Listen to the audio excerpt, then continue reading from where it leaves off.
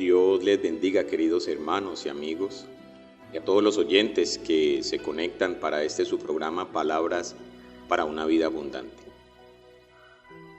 Una virtud que los cristianos debemos desarrollar, y desarrollar con mucho criterio, es el aprender a ser objetivos y a tratar de resolver nuestras situaciones sin necesidad de que éstas demanden la intervención de otras personas. Todos vivimos situaciones críticas, vivimos momentos incómodos, enfrentamos condiciones de la vida cotidiana, y un principio de la vida cristiana es poder ser justos, y deberíamos aprender a hacerlo como un principio de la vida.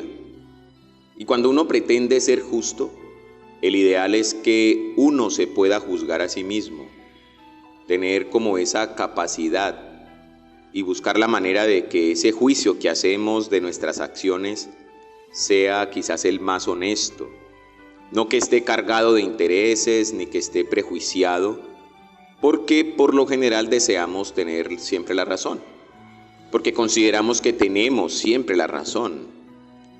Y bíblicamente en el Evangelio de Lucas, el escritor presenta de Jesús una demanda para tener una disposición de justicia en la mente de los creyentes, no en la mente de los discípulos.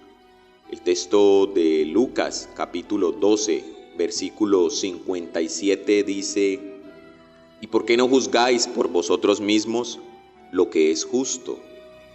Es tener como esa capacidad de poder definir las cosas por uno mismo, ¿no? Es reconocer dónde tenemos la razón y dónde no la tenemos. Es que podamos aprender a resolver las cosas por conciencia, con criterios espirituales objetivos. El versículo 58 del texto del Evangelio de Lucas, capítulo 12, dice: cuando vayas al magistrado con tu adversario, y Jesús coloca el escenario y habla de resolver un conflicto. Cuando vayas al magistrado con tu adversario, procura en el camino arreglarte con él, no sea que te arrastre al juez y el juez te entregue al alguacil y el alguacil te meta en la cárcel. Noten que cuando tal vez vamos a tratar de resolver un problema, probablemente el orden inicial, la primera disposición nuestra no es evitar el enfrentamiento, ¿no? Casi siempre nuestra argumentación es: pues si toca nos vamos a pleito. Eso se da porque nosotros nos sentimos seguros y seguros de que vamos a ganar. Sucede que a veces las cosas no son así. Cosas que pudimos ver de antemano con un poco de más objetividad y reconocer que estamos equivocados, muy poco lo hacemos. Por otro lado, la idea de resolver los pleitos con arreglos, eso es un principio, ¿no? Y el dicho popular lo expresa: es mejor un mal arreglo que un buen pleito. Pero en ocasiones sentimos que debemos ir hasta las últimas consecuencias, demostrando la falta de sentido común en nosotros, ¿no? Cuando el ideal es buscar la manera de mirar las cosas y de resolverlas por nosotros mismos, teniendo una dirección, ¿no? Teniendo un auténtico sentido de justicia, aprendiendo a reconocer con objetividad que no siempre tenemos la razón, que uno pueda decir: yo sé que me equivoqué, reconozco que en esto no tengo la razón, este fue mi error. Esa debería de ser nuestra disposición. Pero en nuestra sociedad esto es un problema muy serio, ¿no? Somos, y me disculpan la expresión, somos atravesados. Tenemos mucho convencimiento y tenemos muy poca disposición a reconocer nuestras fallas. Manejamos esa idea de no querer examinar porque consideramos tener la razón. Eso de no escuchar a la otra persona porque yo tengo la razón, son nuestros argumentos. Eso de no entender por qué el otro dice lo que dice, porque lo puede estar diciendo desde una perspectiva que yo no he visto. Y colocado desde ese otro ángulo, puede uno llegar hasta decir: vea, esta persona tenía toda la razón. Pero tal vez no damos para tanto. Y muchas cosas uno descubre que la gente tiene razones que uno no las puede ver y no las podremos ver nunca, si no nos abrimos a escuchar y a entender, de modo que le vamos como quitando la fuerza, ¿no?, a la visión cerrada de pretender que solo como yo veo las cosas, eso es lo más real, es lo más objetivo, porque probablemente esté equivocado. Y el ideal es, según Jesús, que uno aprenda a juzgar por uno mismo lo que es justo. Ese es el ideal, queridos hermanos y amigos. En muchas situaciones no es necesario llamar a un testigo o a alguien que juzgue, ¿no? Que uno pueda tener esa capacidad de verlo temprano, de encontrar los errores en uno, las equivocaciones que se tienen, y nos evitaremos muchos conflictos que posiblemente no necesitamos vivir. Uno de los problemas serios que tenemos es que nos queda difícil disculparnos. Tenemos ese orgullo muy acentuado y en muchos escenarios podemos estar equivocados, y al final lo máximo que hacemos es justificar lo que hicimos con muchos argumentos evasivos, pero no tenemos ese valor moral de reconocer nuestros equívocos. Esa podría ser una forma sencilla de resolver las cosas y nos evitaríamos de tener que acudir a los tribunales, por ejemplo. En el ejemplo que menciona Jesús en el texto del Evangelio de Lucas que antes habíamos revisado. Muchas de nuestras situaciones las consideramos también resueltas, ¿no? Cuando generamos una condición de no arreglar, no volvemos a hablar con esas personas, preferimos huir y hacemos uso de la frase clásica: deje así. Yo mejor dejo así porque con esa persona no se puede hablar. Ese es el principio que Jesús nos invita a aplicar. ¿Por qué no arreglas?, expresa Jesús, ¿no?, parafraseando el texto. ¿Por qué no te evitas llevar las cosas hasta un tribunal? ¿Por qué no piensas que debes tomar la actitud donde se vea lo objetivo? Y si haces eso, puedes evitar perder una buena relación, porque estás evitando dañar toda la situación, ¿no? La invitación también de Jesús es asumir esa responsabilidad que nos corresponde en el caso, y si se requiere, disculparse. Esa es la invitación de Jesús, y esa es la invitación con este espacio espiritual el día de hoy. De fondo, hacer eso no es fácil, y se nos solicita un poco de humildad, ¿no? Bajarnos un poco en el orgullo, entendiendo que Dios tiene cómo revestirnos de todos sus recursos relacionales para hacer que nuestras vidas en cuestión de las relaciones sean cada vez más justas, que la gente disfrute estar con nosotros, porque dejamos ver que tenemos vocación consistente a la justicia, y que no nos vean todo el tiempo como los intransigentes, como los llenos de terquedad, porque al final eso no resuelve nada. El principio bíblico de relaciones está basado en la justicia. Sin justicia no hay relaciones estables, y sin justicia no hay posibilidades de la bendición que viene de parte de Dios. El Señor, por otro lado, dice por boca del profeta Jeremías, hablándole al pueblo de Israel, que manifestaba un orgullo enorme de conocimiento de Dios. En el texto de Jeremías, capítulo 9, versículo 23. Así dijo Jehová: no se alabe el sabio en su sabiduría, ni en su valentía se alabe el valiente, ni el rico se alabe en sus riquezas. Y son cosas que dan ventajas, ¿no? La sabiduría, por ejemplo, en lo que expresa el texto, pensamos que frente a otra persona nosotros somos los más sabios, somos los genios, y que el otro es el bruto, ¿no? Perdónenme la expresión.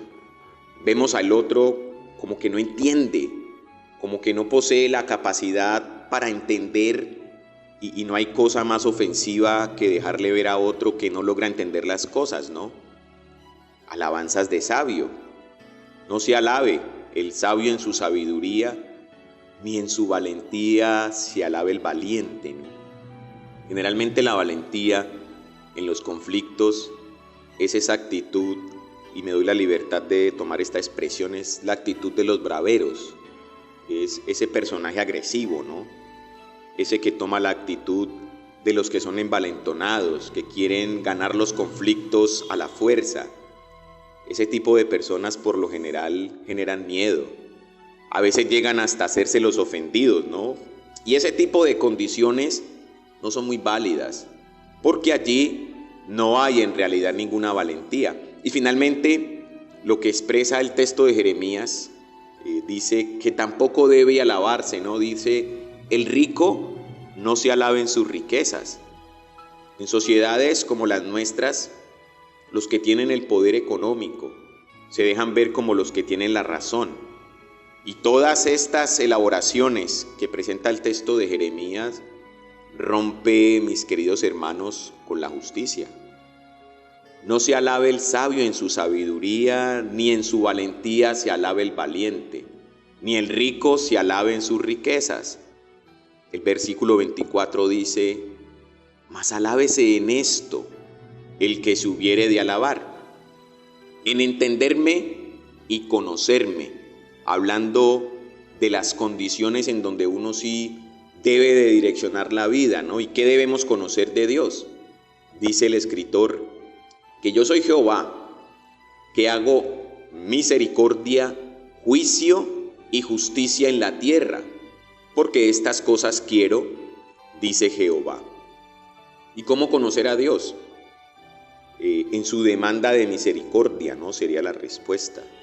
Si yo tengo la razón en alguna situación que estoy viviendo con una persona, no debo de ser cruel con el que no tiene la razón. No debo de ser incisivo. Debo de buscar siempre la manera de que el otro no reciba impactos muy fuertes y destructivos si yo tengo la razón. Y eso es tener misericordia. ¿Cómo más conozco de Dios?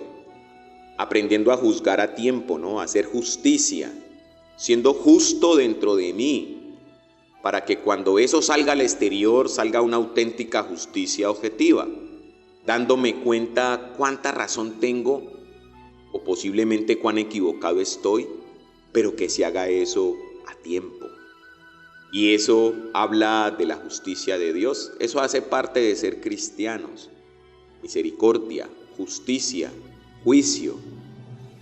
Nosotros los seres humanos, con nuestros manejos y con lo que hacemos, se nos hace difícil y se nos complica aplicar este tipo de principios. Pero Dios puede ayudarnos. Dios tiene recursos suficientes para que asimilemos sus razones, para que nosotros podamos vivir nuestras relaciones con otras personas de la mejor manera. Y para eso precisamente sirven estos espacios espirituales de análisis en términos devocionales. Y vamos a orar, vamos a pedirle a Dios que nos brinde su ayuda oportuna y que nosotros permitamos en el territorio en el cual Dios nos está hablando que todo su recurso llegue para que nosotros podamos vivir de la mejor manera. Oremos, mis queridos hermanos y amigos. Padre eterno, gracias te damos por todo lo que nos das. Gracias por esta oportunidad de estar frente a tu palabra. Gracias porque a través de ella construimos estructuras consistentes, vidas acordes a las demandas tuyas.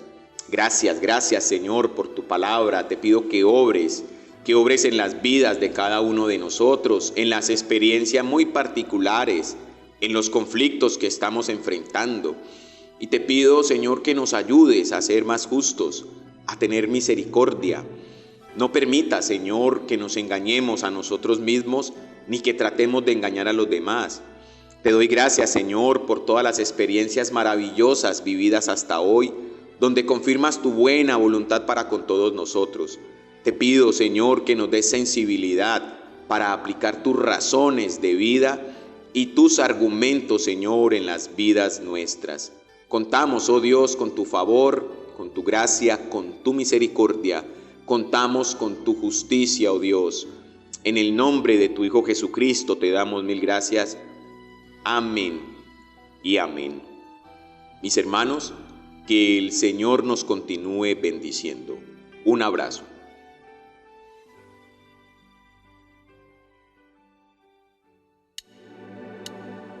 Me